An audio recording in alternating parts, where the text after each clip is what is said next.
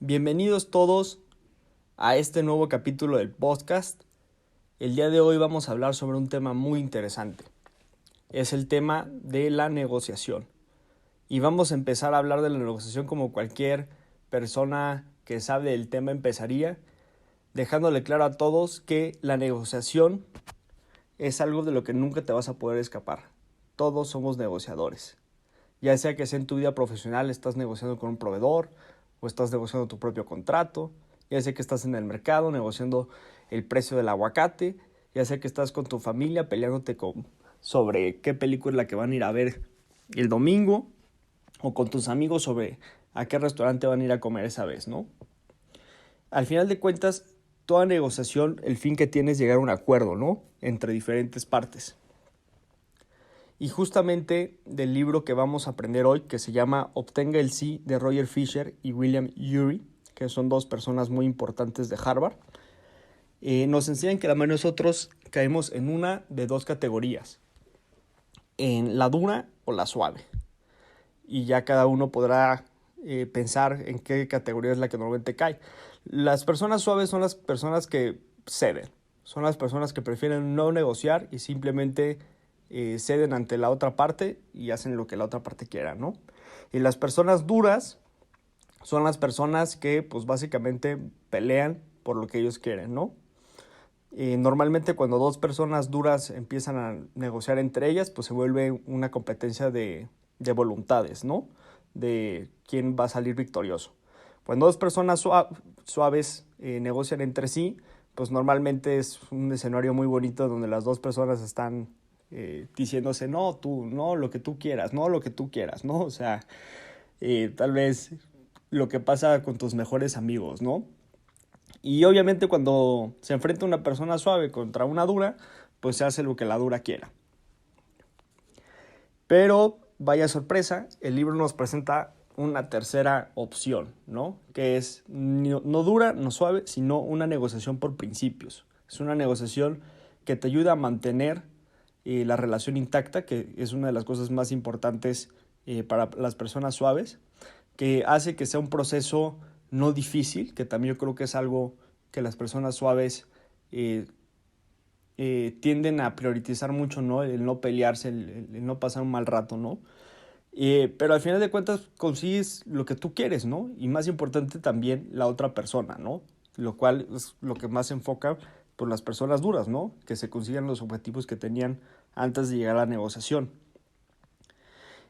Justamente eh, el autor nos da tres conceptos principales para tratar de ayudarnos a conseguir una negociación a base del principio, ¿no? El primero es separar a las personas de la negociación.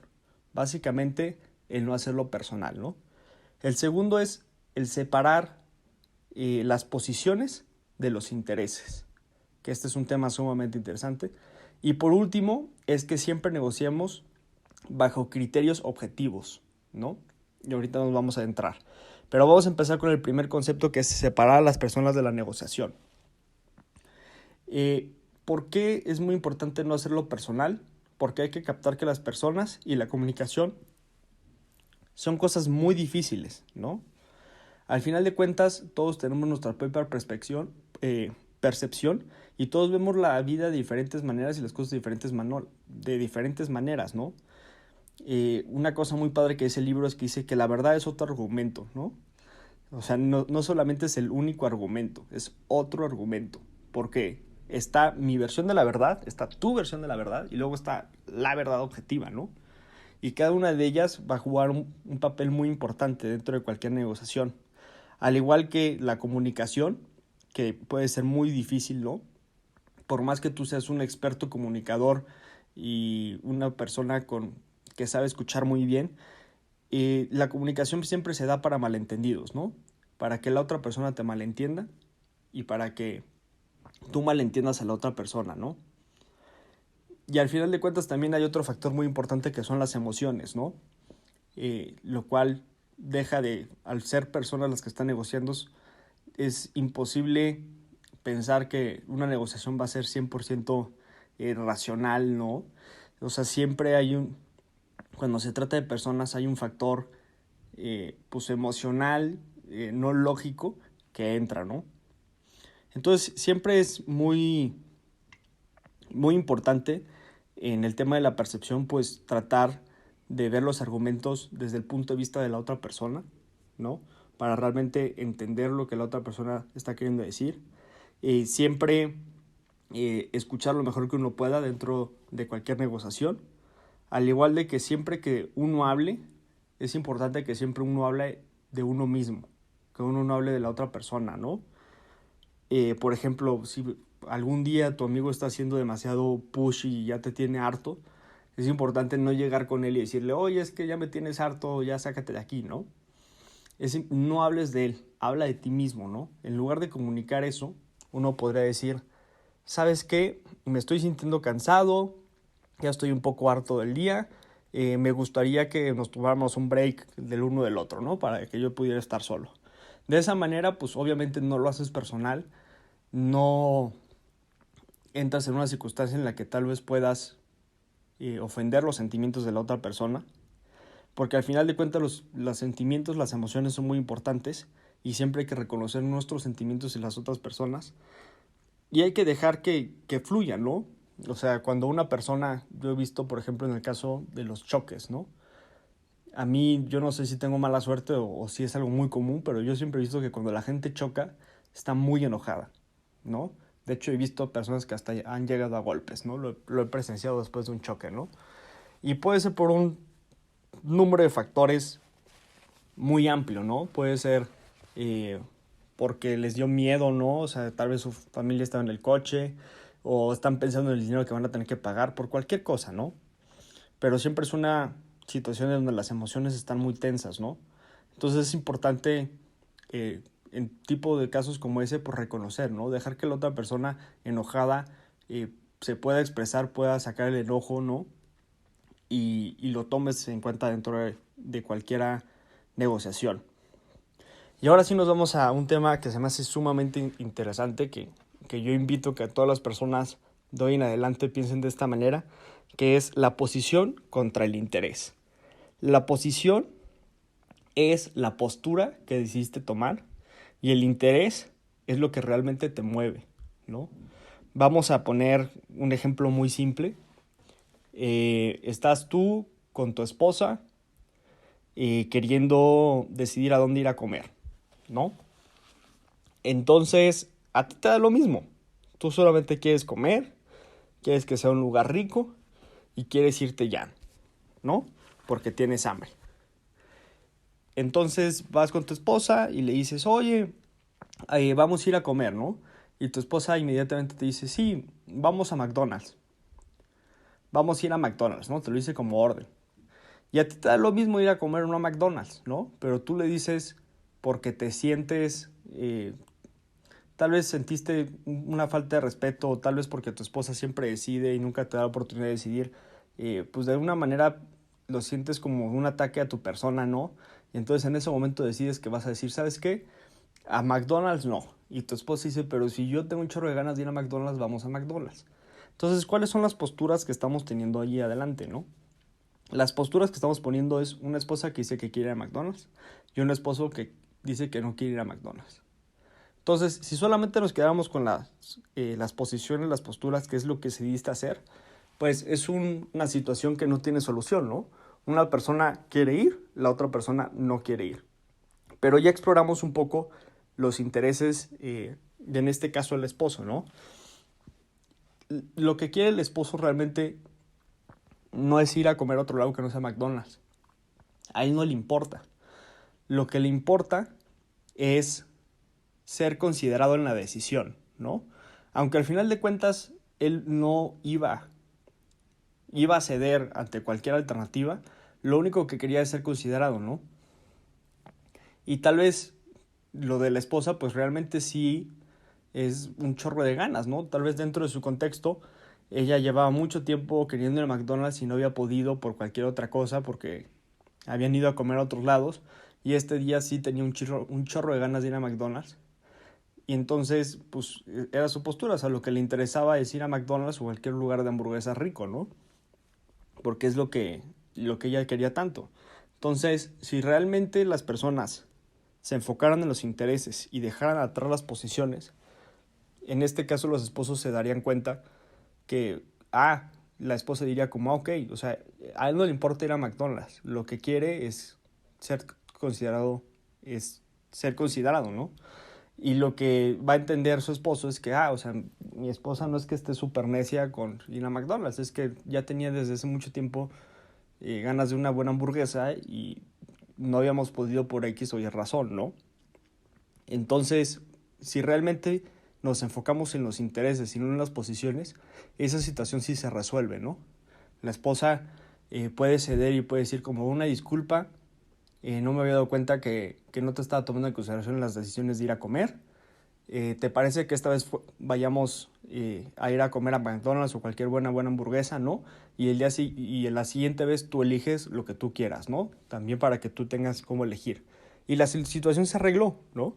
Pero si solamente nos hubiéramos quedado en posiciones, en una lucha de voluntades, de que sí, yo sí quiero ir a McDonald's y no, yo no quiero ir a McDonald's, eso no hubiera llegado a ningún lado y lo más seguro es que hubiera terminado en una pelea, ¿no? Que al final de cuentas lastima la relación. Y por eso siempre es muy importante pasar del lado de la postura y realmente irse a los intereses. Y es importante tener en cuenta que por cada posición hay varios intereses, ¿no? Es como una negociación del trabajo cuando estás entrando, te están entrevistando, ¿no? Y la persona te está explicando y tú estás preguntando como, oye, pues, ¿cuáles son las cosas que tú me estás ofreciendo por trabajar aquí? Normalmente las posiciones se vuelven mucho dinero, ¿no? O sea, de cuánto es el salario. Pero la verdad es que hay varios intereses, ¿no? O sea, así como del empleado, así como quien la persona está contratando, pues no solamente les interesa el dinero, ¿no? Les interesan, realmente tienen muchos intereses detrás, ¿no? O sea, de qué tan cerca está el trabajo, cuánto me van a pagar, qué prestaciones tienen, puedo trabajar en casa, no puedo trabajar en casa, etcétera, etcétera, etcétera. Y la otra persona y la compañía también tiene mucho más intereses que solamente cuánto me voy a ahorrar de dinero, ¿no? O sea, es qué tanto esta persona me va a ahorrar que la tenga que capacitar, qué tanto buen líder es, qué tan eficiente puede ser, etcétera, etcétera, ¿no? Entonces, lo que también pasa, ¿no? Que luego, cuando se está entrevistando con alguien, normalmente lo que se pelea es el dinero. También hay que tomar en cuenta que detrás hay muchos intereses, hay muchas variables con las que se pueden jugar. Y justamente hay que tener súper en cuenta que la mayoría de las negociaciones son en base a las diferencias de intereses. Si no hubiera diferencia de interés, no hubiera acuerdos. ¿Ok? ¿A qué me refiero con esto? Imagínate que tú estás tratando de comprar una vasija, ¿no? Y tú vas, le das 1,000 pesos, compras la vasija. Para ti, la vasija vale más que 1,000 pesos. Por eso es que tú estuviste de acuerdo en sacrificar 1,000 pesos. Pero para él, la vasija valía menos de 1,000 pesos. Por eso es que él estuvo de acuerdo con dejar ir la vasija por 1,000 pesos, ¿no? Al final de cuentas, los dos, cada quien bajo su percepción, está ganando. ¿Me doy a entender? O sea, él se deshizo de una vasija por 1,000 pesos que para él valían más, y el otro se adquirió una vasija que para él valía menos que 1,000 pesos. Entonces cada quien recibió lo que quería. Si los dos le hubieran dado el mismo valor a los 1,000 pesos o a la vasija, el trato no se hubiera hecho. De ahí es importante entender justamente que la mayoría de los tratos es por los diferentes intereses que tenemos, no los mismos, los diferentes. Todos le damos el valor diferente a cualquier cosa, ¿no? Hay personas que, por ejemplo, tienen una versión de riesgo más alto y hay unos que tienen versión de riesgo menos alto, ¿no? Entonces, en transacciones de dinero o por ejemplo, de una compra de una empresa, pues la persona que está comprando la empresa está diciendo que la va a comprar y que la va a crecer y que la empresa le va a estar haciendo más dinero del que está pagando.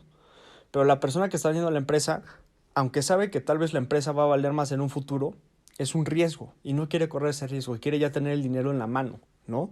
Entonces, una persona está mucho más cómoda teniendo un riesgo con una empresa que podría quebrar en un año o podría volverse 10 veces más grande y está dispuesta a pagar un precio por la probabilidad de que se vuelva más grande, y la otra persona está muy feliz por recibir porque él no quiere ese riesgo, él ya quiere el dinero en mano, ¿no?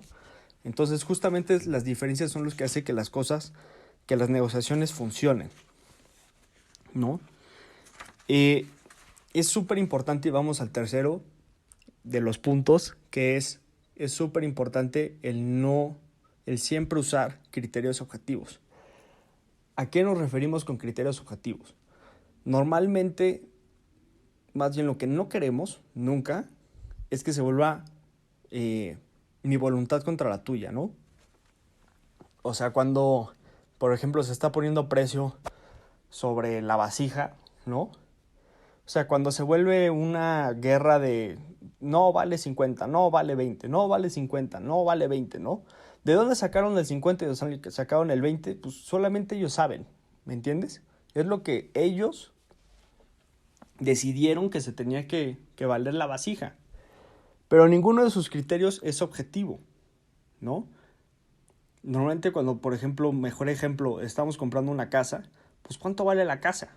¿No? O sea, una persona puede llegar con tu casa y te puede decir un número random, y así te puede ser muy bajo, ¿no? Pero lo que tienes que realmente explorar es, ok, a ver, me dices que mi casa vale 5 millones. ¿Por qué? O sea, ¿de dónde sacaste los 5 millones, no? Y la persona te va a decir, no, pues porque yo, por lo vieja que está y no sé qué, yo creo que vale 5 millones, pues no. Es un argumento que nunca vamos a tomar en cuenta.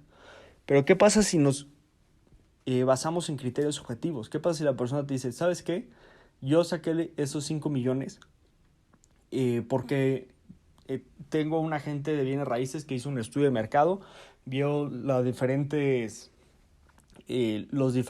precios que tienen las casas alrededor de ti, y veo que tu casa es más vieja que las de los demás, y que las demás por los metros cuadrados que tú tienes valen como 7 millones, pero como la tuya está mucho más vieja que los demás, le restamos 2 millones de acuerdo a las reglas de bienes raíces de quién sabe qué, ¿no?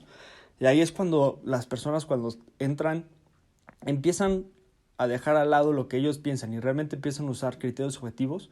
Son argumentos que uno no puede dejar al lado, ¿no? O sea, son argumentos que uno tiene, las dos partes obligatoriamente tienen que tomar en consideración. Ahora, es muy importante que el criterio aplique para los dos, ¿no? Por ejemplo, cuando dos personas, dos empleados, se encuentran un dinero por ahí de la empresa que pueden sacar, pues uno puede estar hablando, ¿no? Como, ay, es que a Dios no le gustaría esto y no sé qué, porque ese es su criterio, ¿no? La religión. Pero la otra persona, pues puede ser pseudo religioso y dice, pues es que pues para mí Dios no es nada, ¿no? O sea, yo Dios no creo, por ende no creo que me vaya a castigar, por ende, ¿sabes? O sea, tu argumento no tiene validez para mí, ¿no? Por más que sea un criterio objetivo para ti. Por eso siempre tenemos que buscar criterios que apliquen para los ambos, ¿no? Entonces ahí la persona puede decir, ¿sabes qué? O sea, a mí mis papás me criaron con que la honestidad es de las cosas más importantes que hay. Tú estás de acuerdo con eso y la otra persona puede decir, ¿sabes qué? Yo también creo que la honestidad es de las cosas más importantes que hay. Entonces, si tú crees y nosotros creemos que la honestidad es la cosa más importante, ese es nuestro criterio objetivo que aplica para las dos personas, y por ende, como la honestidad es más importante que los bienes materiales, no nos vamos a robar el dinero, ¿no? Y aquí hay un tema muy interesante, que es que no solamente el criterio objetivo que uses tiene que ver con el resultado final. Luego el resultado final es muy difícil de llegar, ¿no? Es como cuando estás, pues no sé, dividiendo cosas, ¿no? O sea, un pastel, dulces, lo que tú quieras, ¿no? O sea, uno está diciendo como, ay, no, es que yo la mitad, tú la mitad, pero no sé qué. Y a veces el criterio no es sobre el resultado final, el criterio final es sobre el procedimiento que se va a llevar, ¿no? Que es un tema muy interesante. Yo creo que el ejemplo más claro para explicar esto es justamente el pastel, ¿no? Hay una regla que yo creo que hasta los niños más chiquitos conocen, que es el de parte y reparte, ¿no? O sea, ¿cómo vamos a dividir el pastel? Pues mira, tú vas a partirlo y yo voy a escoger la pieza. Y eso lleva a que la persona que lo va a partir va a querer ser lo más equitativa posible y lo va a querer partir, lo más parejo posible, porque de esa manera, pues la otra persona, que es la que va a elegir, pues obviamente va a elegir la pieza más grande. Entonces, si parte mal, él se va a quedar con la más pequeña, ¿no? Entonces, ahí no se decidió lo final, se decidió el procedimiento, o sea, cómo vamos a llegar al resultado final. Y también para eso, pues se tienen que usar criterios objetivos, ¿no? De cómo realmente se tienen que hacer las cosas, ya sea juicio, ¿no? El juicio es un procedimiento objetivo, ¿no? El de que, ¿sabes qué? Ni tú ni yo vamos a decidir qué, lo va a decidir un juez. Y ni modo, ¿sabes? O sea, para eso está la ley. Y ya para terminar, que fue tal vez un episodio más corto que los demás, voy a explicar 3 temas muy importantes, ¿no? El primero es el BATNA. El BATNA, supongo que las siglas expresan algo, pero la verdad es que ya no me acuerdo. Pero cuando alguien hable siempre del BATNA, esto es lo que uno tiene que pensar, que es es algo muy clave para cualquier negociación del BATNA. Normalmente nosotros conocemos lo que es como nuestro límite inferior, ¿no? O sea, cuando uno va y le da dinero, no sé, a su amigo, y le dice, oye, cómprame una chaqueta, ¿no? Y le dice, pero que, o sea, lo máximo que puedes llegar, ¿no? Es a 900, ¿no? Ese es como el límite inferior, ¿no?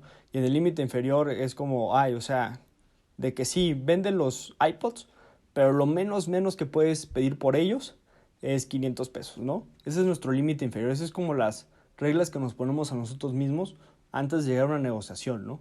El problema de eso es que nos limitan, ¿no? Porque ahí estamos hablando de una variable cuando ya vimos que en una negociación puede haber muchísimas variables.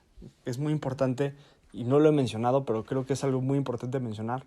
Algo súper importante de cualquier negociación es la creatividad. Siempre nosotros tenemos que estar proponiendo soluciones ganar-ganar. Y esas puede que no sean luego las propuestas más fáciles de descifrar, ¿no?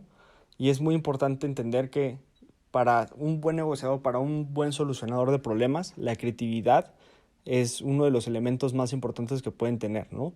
Porque siempre la capacidad de generar nuevas opciones y nuevas alternativas y nuevas propuestas es lo que va a hacer que una negociación tenga éxito, ¿no? Y justamente, regresando al tema del BATNA, lo que es el BATNA es tu mejor opción, ¿no? Cuando tú vas a una negociación y tú vas a vender, por ejemplo, tus iPods, pues tu hermana ya te ofreció a comprarlos, ¿no? Y tu hermana te dijo, ¿sabes qué? Yo te los voy a comprar a 700 pesos, pero te los voy a pagar en un mes, ¿no? Esos 700 pesos. Y tú dices, ok, perfecto, ¿no? Esa ya es mi opción. Entonces tú cuando llegas a la siguiente negociación, llega Carlitos y te dice, ¿sabes qué? Yo te voy a pagar 800 pesos, ¿no?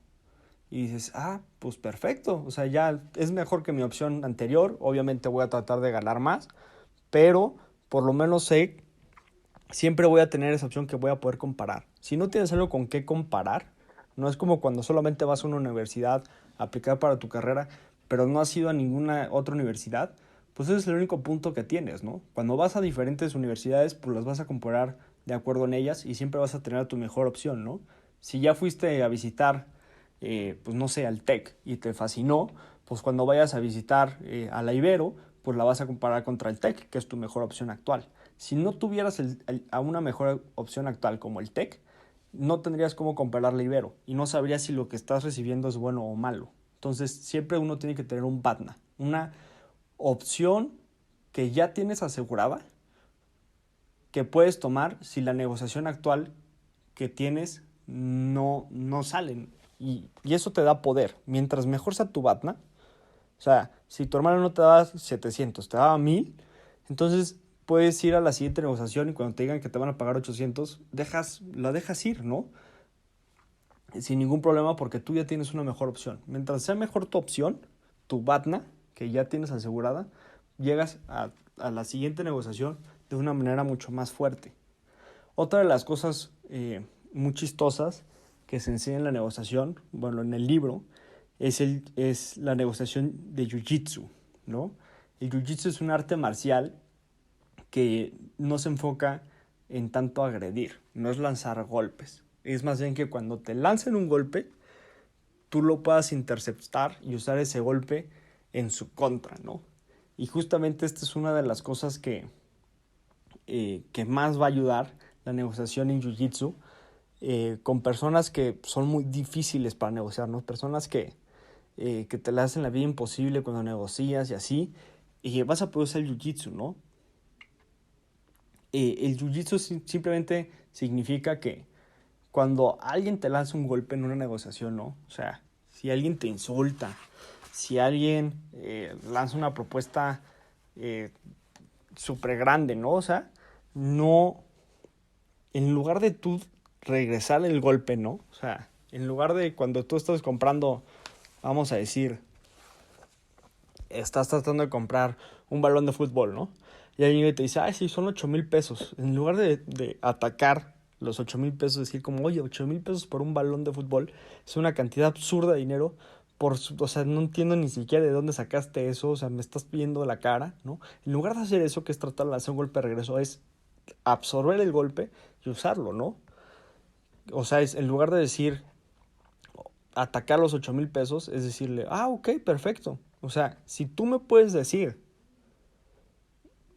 o sea, si tú me puedes comprobar por criterios objetivos, que es algo que ya hablamos, por qué el balón vale 8,000 pesos, yo te lo compro.